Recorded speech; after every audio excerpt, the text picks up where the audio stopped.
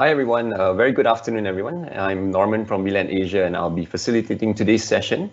I hope everyone had their lunch and thank you for taking your time to join us for today's session. It's almost been the end of 2020, the year that most of us were looking forward to all our lives, or at least when our fourth Prime Minister announced Vision 2020 and depicted to us the vision of the future. But here we are now, no flying cars, most of us working from home, word of what is to come, how to move on with our business, and what 2021 will have in store for us. Right, before we get into our session, I have a couple of reminders to announce. First off, if you are new to Teams and not sure or wondering how to ask questions throughout the session, well, here's how. Just look at the right-hand top side of Teams window and look for the icon that has the question mark in it. Click on the icon and the window should open and you can drop in your questions throughout the session and feel free to ask us anything about the session. And for those who are joining us for the first time, I would like to get you guys to like our social media and get updates on our products, promotions, and future events. Same place in the Q&A section, just click on the links and like us on Facebook and follow us on LinkedIn. For now, with all that out of the way, let me introduce the speaker for today. He's a serial entrepreneur, having started and found several businesses specializing in IT, wireless broadband, property development, and management in Malaysia, as well as businesses in blockchain, IT, and fintech in the ASEAN region, with multiple years of business experience in multiple industries. Now as a trainer, facilitator, and coach, he merges together his strong management skills and knowledge in technology to help companies move forward in the digital age.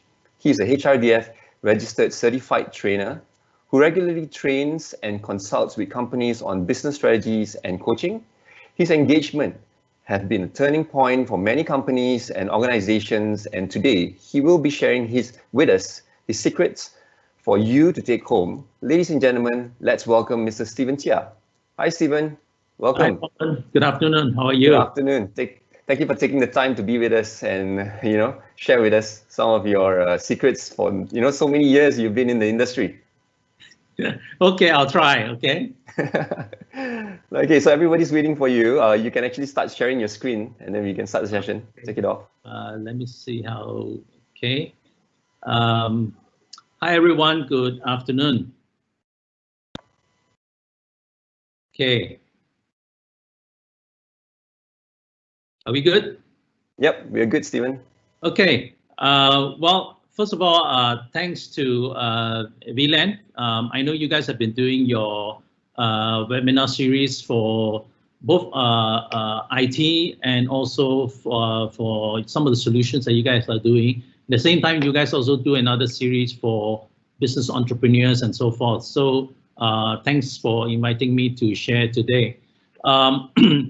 What I have today to share with you guys is a little bit of a kind of like a something to think about, especially if you are an entrepreneur. Let's say you're running your business, or if you are leading a team, or even you are the head of a department in your organization. So today I'm gonna talk a little bit about what is strategic planning and why do we go into this whole idea of doing strategic planning, and how does that dovetail, how does that relate to, let's say, some of your plans to put technology into place. Since the pandemic started, the COVID-19, things like lockdown and so forth, there is a lot of businesses that realize that, hey, maybe I need to look at digitalizing some parts of my business because I was really crippled, because when we were all locked down at home, we were not able to move forward with some of the things that they were working on to propel their business forward. And this caused a lot of pain for some of the, especially those companies who maybe have not gone down this route before. So those are the things that I'm going to share a little bit today. Not too many slides, but I wanted to hear a little bit also about some of the experiences that you guys have in your own organization. Okay, so let's get started. Well, first of all, strategic planning. You heard of this word? You probably have been part of it. Maybe you guys can speak back to me within your organization. For those of you who have access to the chat Q&A function in the this webinar, feedback to me. When was the last time you guys have any sort of planning? Meaning, you intentionally in your company or your management or your department group took time, maybe 3 hours or half a day or even one full day to sit down and plan, let's say for the next 6 months or 12 months. So when I'm sharing this, just write in your responses. When was the last time you guys did it, or if ever? Okay. So and that way I can understand a little bit about how you guys do your planning process. Okay. So anyway, first let's get into defining strategic planning. You've heard this word before, but basically, as it relates to business, it's almost an art, right? It's the art of creating specific business strategies, implementing them, evaluating the results of the plan, right? Now, it also relates to a company's overall long-term goal or desires. So, like for instance, big companies we know of, like for instance, Microsoft. Their big long-term goal was to put a computer on every desk, right? That was Bill Gates' initial goal. But I think over the years, Microsoft has changed that, right? So in your company, you probably have a general long-term goal, but how about the strategies in leading to that goal? Okay, so strategic planning is thinking about this. The other concept is that it is also focusing your attention to integrating various departments within the company to accomplish these strategic goals. Okay, so meaning not only you have a long-term vision or goal for your company, it can be maybe a 2-year plan, but strategic planning is also looking at the various departments within the company and how do we get there, right? So, and of course, there are a lot of people who ask, and usually when I do training for companies, this is probably the first thing they will ask me, right? So I have to answer, I say, okay, why do we need to sit in a room to plan, right? Basically, first is to communicate, and this is more so for the founder of the company or the head of the organization. They will say, okay, we need to communicate the vision ahead.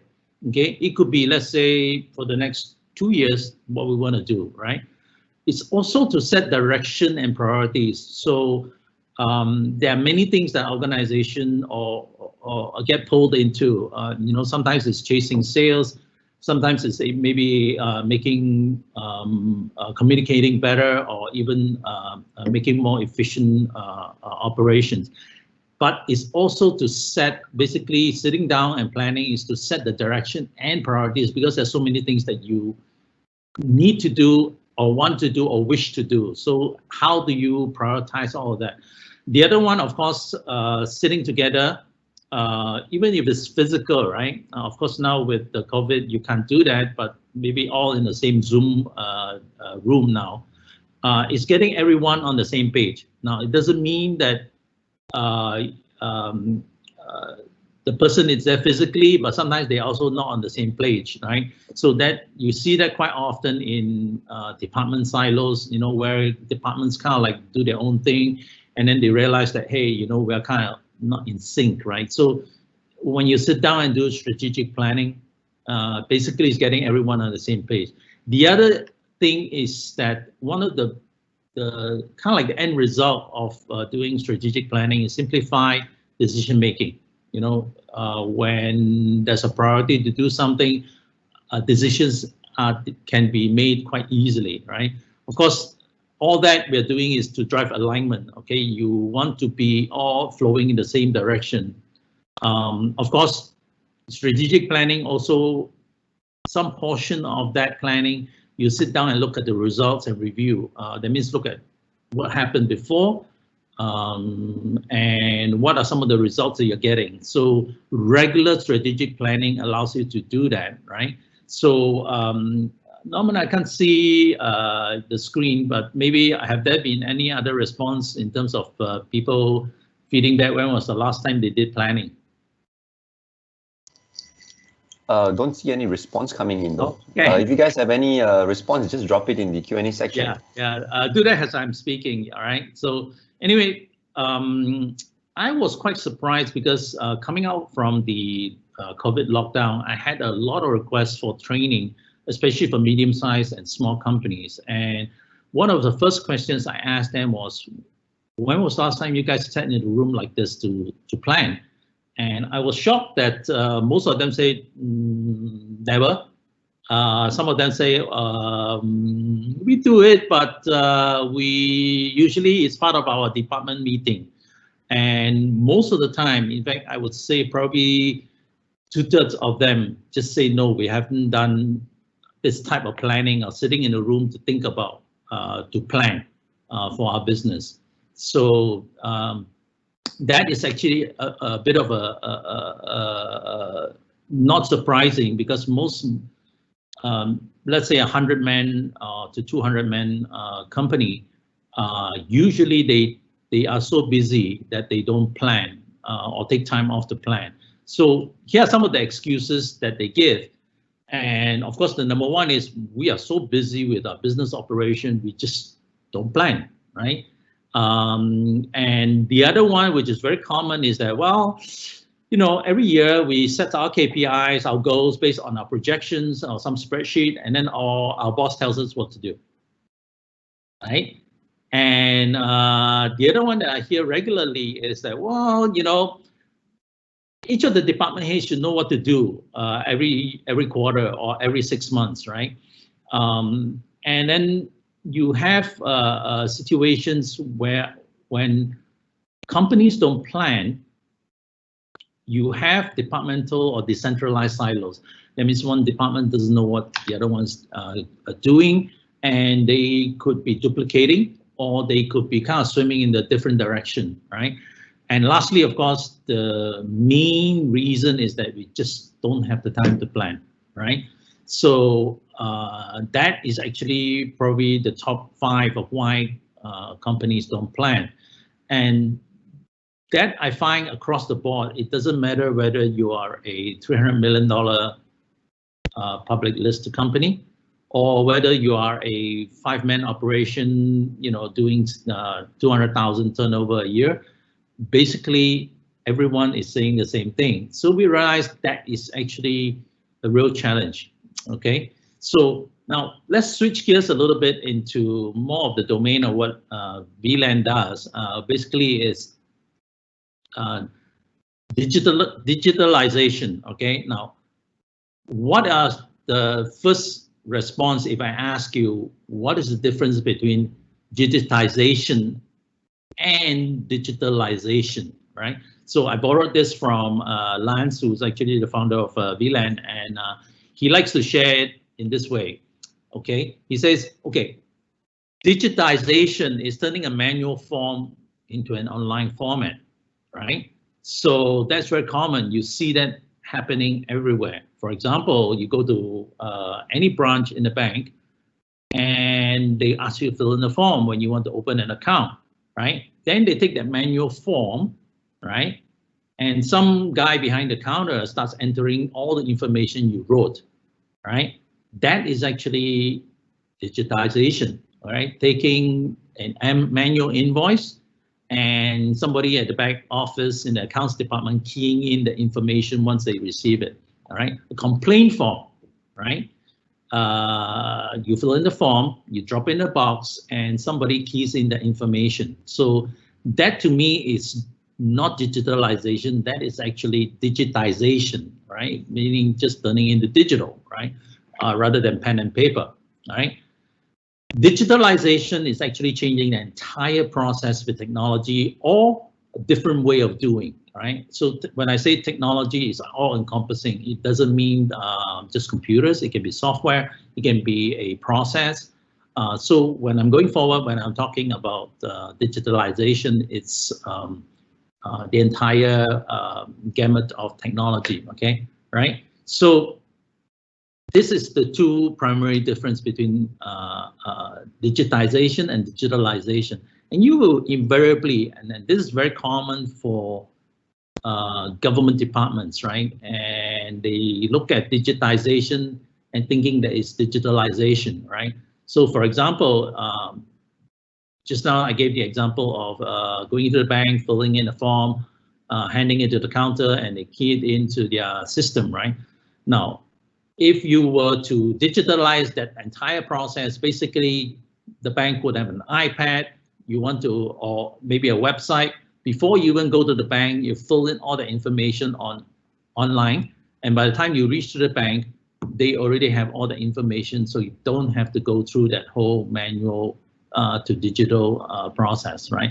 So that's an example of how you can look at it, right? So again, why do companies say they want to digitalize, right? So of course, the first one is, well, we need to sell online, we want to go e-commerce. Another reason is we want to track our customers, what their behavior are, or we want to track our salespeople. The other reason they want to do it is because, well, we're getting very slow reports. The manual way of doing, we're not getting the kind of data that we need to make decisions. Sometimes they also implement digitalization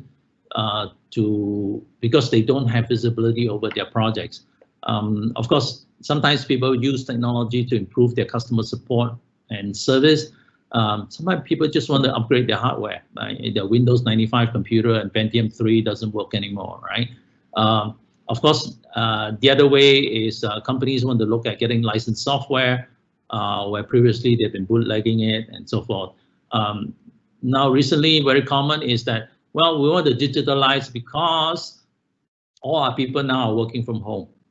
We need to put some process in place to have access to our accounting system or to have our inventory system, our sales systems. We need to digitalize that so that we can have access from remote locations, not just sitting in the office. But lastly, of course, a lot of companies are doing that because they want to make more informed business decisions. And now is even more critical because a lot of companies are going through a real crunch, and they need to make better and more sharp business decisions, right? So how about some of the myths or what I call of digitalization? Well, a lot of times digitalization, a lot of companies think, yeah, you know, we have some problems in our departments or in our company. I think it should solve it. That's the first myth, right?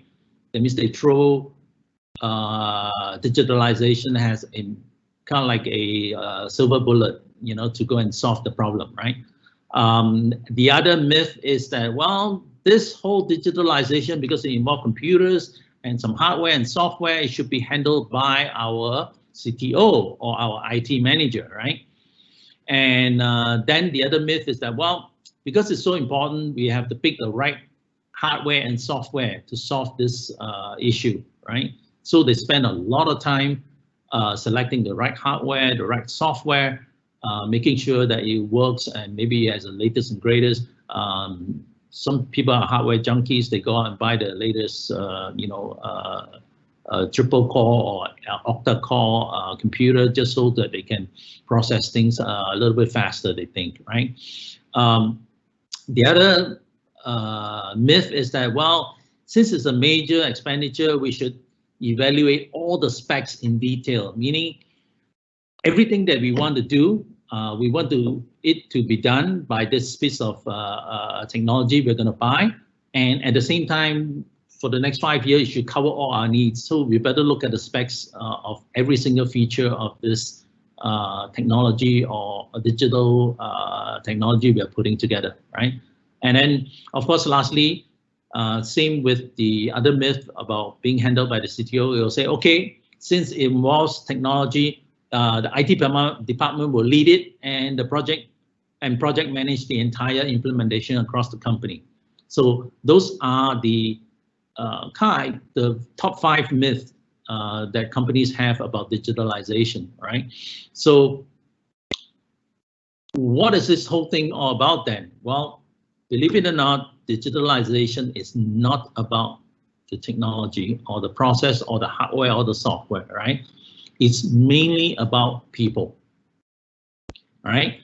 People, it's a mindset of constant improvement, right? And this is where the key is, right? It has to be aligned to the company and their goals and priorities for the near term, right? So here's where I want you guys to look at a paradigm shift, okay? Now, we talked about strategic planning, we talked about digitalization, right? So here's where we need to make a paradigm shift, right? Now, to explain this shift, I'm just going to use a very simple example, all right? So here's a little story. My parents used to live in, I don't know where you guys are, whether in Klang Valley or outside or maybe outside Malaysia, but my parents used to live in part of town that's really bad. There's many residential areas, and there's only one road getting to it, right? That one road is probably leads to probably 500,000 population residential homes, right? So if you guys know Klang Valley, this is in Cheras, right? Now, it has probably over the past, when I was growing up, maybe over even to the point where I went to university, I came back, it was still the same. Huge traffic jam because there was used to be one road and then it became a dual carriageway, all right? So what did they do? This whole area was only serviced by one single road.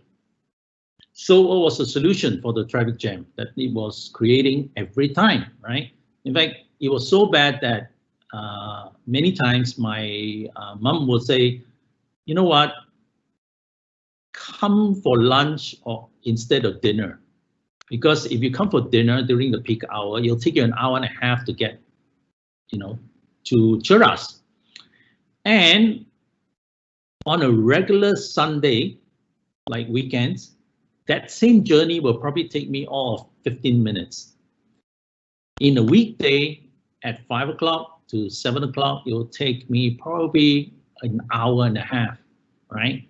So what was the solution for the traffic jam, right? The solution for the traffic jam, the government thought, or the municipality, the DPK, the city hall thought, let's widen the road, build more lanes. That's exactly what they did. They spent a lot of money, returfed the road, they built more lanes. Today, if you look at that road, it's probably a 4-lane carriageway either side, right? With an emergency lane. So it's actually nearly 10 lanes across, right? Then they even created separate lanes for motorcycles and bicycles. That way they don't kind of get in the way, right? They also created something called counterflow. If you are used to that, it's basically cannibalizing 2 lanes in the morning, flowing downtown. And then in the nighttime, they reverse the process where they cannibalize 2 more lanes on the other side to flow the traffic back. They also possibly could implement what I call HOL, and that's very common in overseas, high occupancy lanes. That means if you are a vehicle with more than 3 people, you can use specific lanes at peak hour, right? Of course, what they did, and they finally gave up after years, they say, okay, why don't we just remove the toll from the road? Because at that critical road, they actually built a toll there. And that was probably one of the reasons why they had a traffic jam, right? No, this is actually a very specific solution to the traffic jam in Cheras, right? The Cheras Road. In fact, the road is called Cheras, right? Jalan Cheras, right? Now, if they were to sit down and do a strategic planning solution for the traffic jam in Jalan Cheras, right? Maybe they will say, okay, let's look at the overall design of the traffic pattern in the general vicinity, okay? can we build parallel roads to this Jalan Cheras so that we can disperse the traffic? Can we implement something like a restricted CBD highway status for this road? For example, in Singapore, during peak hour, if you want to enter the central business district, you can't unless you pay a high toll for it, right? So that restricts people, then say, oh, okay, maybe I'll go into the central business district during off hours, right? They can also, for example, encourage more mass transit or subsidize the public transport. And until today, they still don't do it, right? I wish they did, right? So how about if they have more commuter car parks, better feeder bus service, then it will encourage more people to use the public transportation, right? How about implement flex time in the government sector or incentives for those government departments to do so, right? How about rezoning the entire Cheras residential area to allow more offices and commercial buildings, right? So there could be many, many other solutions for them to solve the problem in the traffic jam in Jalan Cheras, right? So see the difference, right? If you were to look at them looking at just the traffic jam in Jalan Cheras, right? Versus strategic planning, looking at the entire ecosystem and solve it strategically. You see the difference, right? Now, if we were to implement even half of the strategic planning, let's say, for example, look at the overall design, build a parallel road, encourage more mass transit. Now, these are just policies by the government. It doesn't cost them any money. But instead, our government, what we did was we spent a tremendous amount of money widening the roads, building more lanes and all that, right? You see? So the point I'm trying to make is that now shift your thinking back to your company. If we were to digitalize our organization, how can we do it better, right? So just like the traffic jam in Jalan Cheras, how do we make digitalization or applying technology to our organization better, right? So you heard of companies where they say, okay, we're always having problems with our accounting system. I think we just throw it out and buy a new system, right? And in fact, we're going to train everybody, all the departments, how to use the different modules that we purchase, right? That is actually solving one element. It's just like the traffic jam in Jalan Cheras, right? You're solving it by widening the road. So basically, that is how most companies look at digitalization, right? It's the silver bullet that's going to solve our pain, right? Some companies will say, okay, we need a scheduling system so that people don't be late. So we're going to implement this scheduling system. We're going to throw in a lot of technology. We're going to throw in some hardware, and we're going to train everybody, and we're going to make sure everybody, but people are still late, right? So the paradigm shift is this. In order for your company or your department or your organization to do better digitalization implementation, here's one of the first things you need to look at. Let's do a strategic planning session first, right? First, we're going to work with the company and the core management team, right? And this is basically how I work with companies, right? So other advisory, my company actually, we go in to work with companies that says, okay, before you even think about digitalization or even remotely thinking about putting hardware and software and to solve some of the issues, do a strategic planning session first, all right? Look at what your company or your core management wants to do. And it doesn't need to be long-term. It can be like, what do we want to do in the next 12 months, right? Then filter that down to the department level or what I call the HOD, head of departments, right? In setting some goals and priorities, right? Then have a process to review those goals and priorities, right? And then have a system to track those priorities over time, right? And of course, have a method where you report the metrics to monitor the results. Okay, so here's two examples of companies. I won't name them, but this is quite common, and I'm sure that some of you guys will relate to this. Okay, the first one is actually a company that wanted to do better customer service, not because they had a lacking of it, but they had a big problem. Okay, now this company was actually selling products through a dealer network, right? And they actually had a reception desk, you know, in their company, in their headquarters, and it also doubled up. There were two personnel there, two staff there. They also double up as dealer support service, meaning when dealers got problems, they call up and say, hey, you know, I got this problem, I got that problem, I got product issues. And they were getting so many calls that they were unable to cope with the volume of requests, right? Now, if you were to look at it from a pure digitalization solution, right? You could do something like this. For example, you can say, okay, let's go hire 2 more customer service support people. Now, instead of 2, we have 4 people handling the phones, okay? But because the phones keep ringing, let's implement a automated phone system with queuing. That way, the calls get answered quickly, and all 4 of the staff now have an automated system that can put calls on hold if you wish to have a problem. And basically, the automated phone system can sort out what is the, you know, kind of like the bank. If you need to talk to credit card department, I'll route you. If you need to talk to the accounts department, I will route you, right? So a lot of companies solve it that way.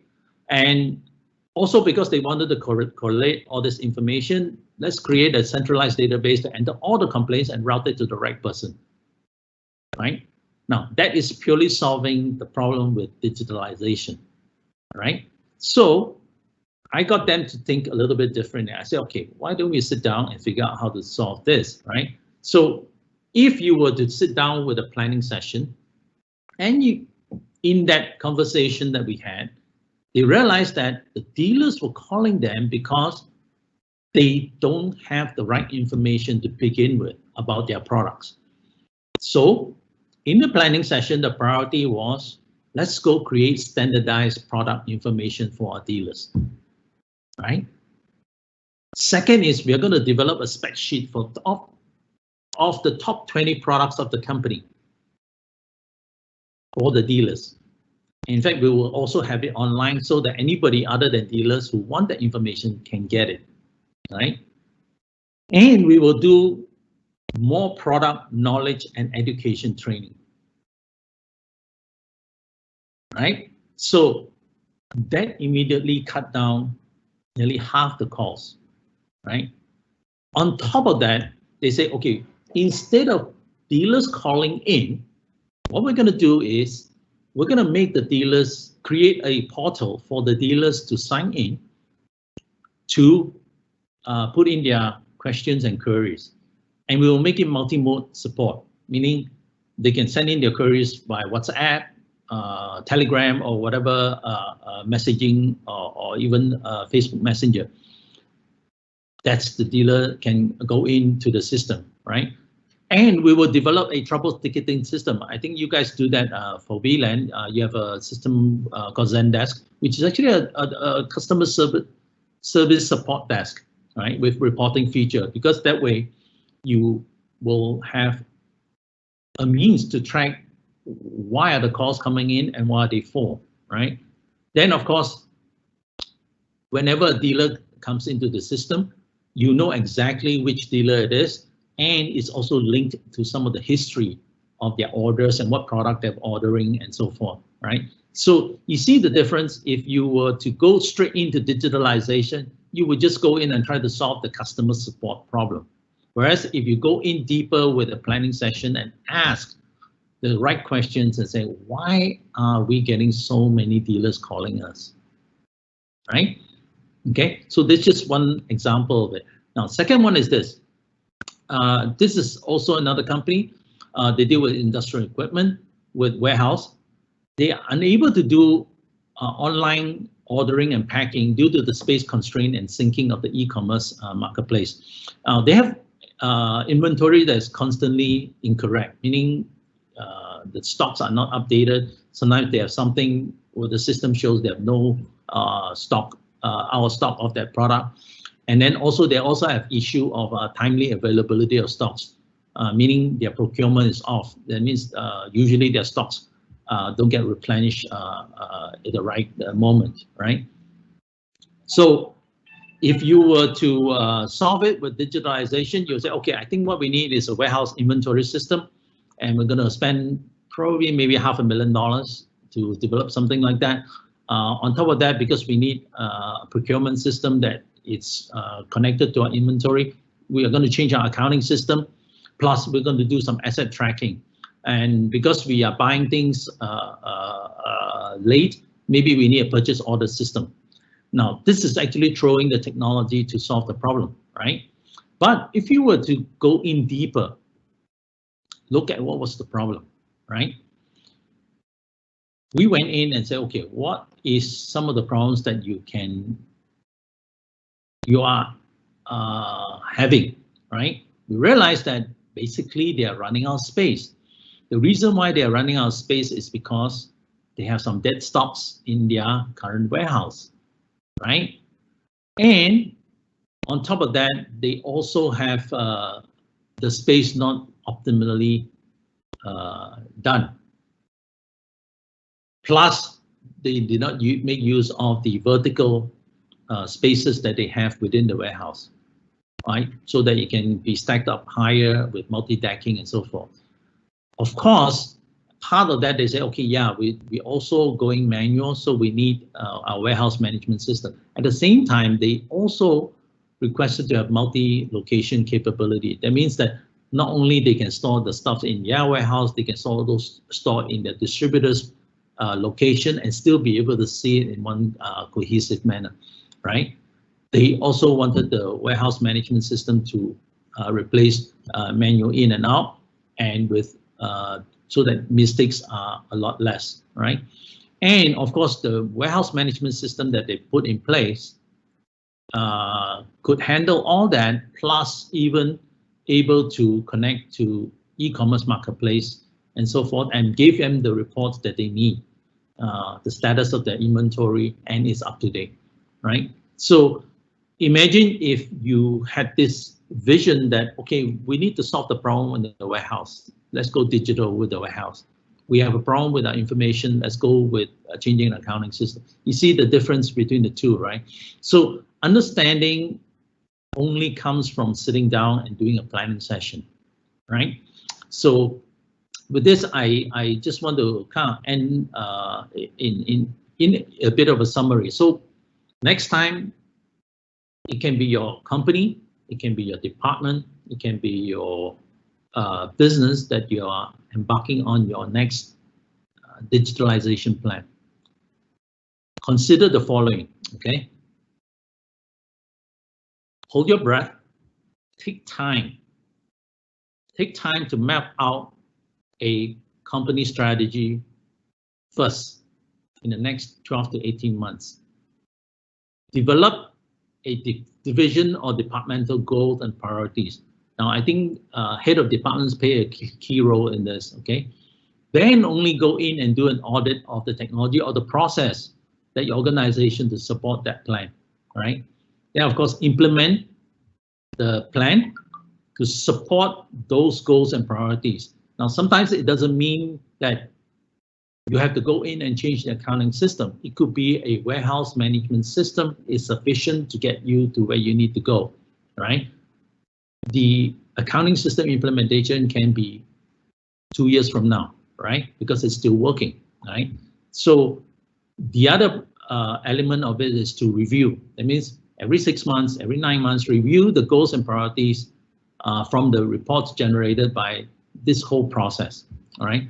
And rinse and repeat. That means repeat this every 6 to 12 months. So in a nutshell, what I'm saying is that as an organization, be it a company or department group, before you even consider digitalization, right, or throwing technology at a problem, look at taking time off to do this thinking, this planning and setting the goals and priorities for your team before you even make a single move towards doing digitalization. Okay. With this, I think I'm up to my last slide.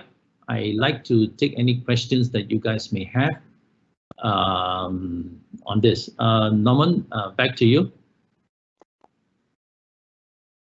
Thanks, Stephen. All right, so if those of you who have questions that you'd like to ask Stephen on planning, just drop them in the Q&A section and we will take them right now. Okay. Right.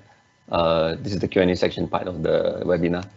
So Stephen, I was just wondering, right, it's easier to look straight ahead and plan out things, right, based on what we see currently. Like you mentioned, right, if we have issues with our call center, then we will just look for solutions to just fix the call center, right? Correct. We don't look at the other variables around. So I guess that's how a lot of management does things, right? We look at the problem and then we find for a solution for that particular problem only, right? Without looking at all the other variables. And it's not easy as well to convince the top management on you know, looking at the other, think of the other possibilities. How do you actually what do you suggest we do in terms of trying to look at all the other variables instead of just looking forward? Well, actually, it's more of like a stepping back and looking at the problem. It's just like the example I gave with the traffic jam. Let me just step back and look at the whole problem in a more holistic manner. All right. It's just like if I were to zoom into a photograph, I only see one part of the photograph, right? You zoom out, you can see the whole photograph. So strategic planning or taking time to do planning is exactly that. Stepping back and saying, okay, let's look at not just the customer service department.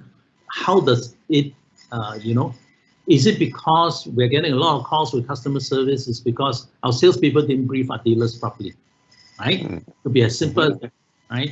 Whereas if you try to solve the customer service problem directly, you are actually ignoring what was the cause.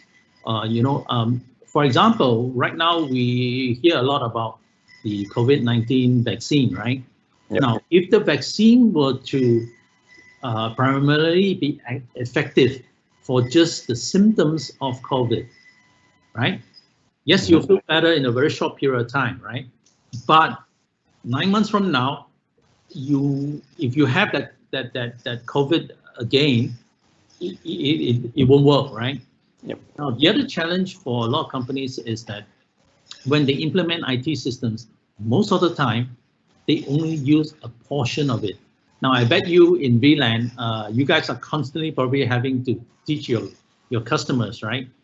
In O365, there's so many functions that you can use. You can use the planner, you can use the Teams, you can use the OneDrive, you can use storage, you can use for your task management.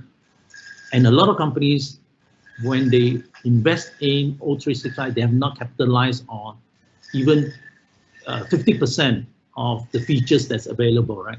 And same for companies, when they spend a tremendous amount of money on an ERP system, invariably they only use maybe a portion of it because that was the portion that they bought to solve that department's problem, right? A holistic type of system. Right. The other question is that many people plan, right? Especially for companies, they plan for annual. They have an annual plan to plan out, right? But who's to say, like for example, like currently that we are hit by a pandemic, and what happens then? Do we call the plan a failure, or do we continue with the plan, or do we pivot to something different? You know, along the way. This is where regular pulse check for the plan is very important. So if you have a strategic plan, every quarter or every 6 months, you go back and say, hey, you know, we set 2 goals, 6 priorities. How are we doing with those? If you manage to get, let's say, 3 of those 6 priorities done, you say, okay, let's go to 2 more and pivot it a little bit. Now, if you don't do that regularly, right, and it doesn't take a lot of time for most companies, spending 1 day, taking the whole team off site to do something like that, would be more than enough already. Mm. At the end of the session, they will say, okay, we managed to do 3 things really well last quarter. We're going to add 2 more for the next quarter. This is how a company is able to pivot. Now, that same goes for digitalization. They can say, okay, we're going to kind of like cut down on paper, for example, right? We are going to computerize 3 of our 10 processes this quarter. If they get that done, they say, okay, we got those 3 things done. Now let's do 2 more for the next quarter. Now, that is a priority that they need to do. And you can't do that unless you sit down and do that strategic planning session, right? And of course, management has to have buy-in. If management don't let you have that, even half a day of training, I think that's a real opportunity lost. Yep. Okay, we're going to take one last question. You know, different departments have different goals for their departments, right? One department will be probably focusing on branding, the other one will be focusing on sales, and the other one will be focusing on growth, right? So how do we align that sort of goals together, right? It's like everyone's looking at different things and they want theirs to be first. That's really common. How I work with companies is that first I try to get the core management team aligned. That means the core management, meaning the CEO, the COO, and maybe the heads of departments. Put them all in a room and say, okay, what are your issues, right? When they have that, after that session, it becomes a lot easier, right? And that becomes kind of like the starting point. Then at each of the department level, they do their own, right? And that's where it becomes more effective. For example, let's say in the core management, they say, okay, we need to grow sales by 20%. So if that is the general overarching goals for everyone, right, then the customer service department will say, okay, I think we need to improve our interaction to help the sales department to reach that goal, right? The accounts department will say, okay, we need to maybe, in order to get that 20% growth, we need to do our billing more accurately so that we don't make mistakes, we can collect faster. So you see, it's a goal of sales, but the to reach that goal, each department has different priorities to help them reach that goal, right? So that's where that's important. But it has to start at the core management team, where they have to sit down and say, okay, this is what we're going to do in the next 6 months, for example, right? Yep. Oh, that's really helpful.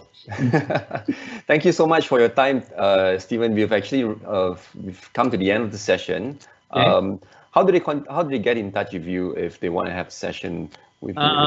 Okay, I have my email and website, not website, my email and I contact over here. So yeah, I think yeah. right, yeah. So give me a call, WhatsApp me. I would love to talk to companies or department groups.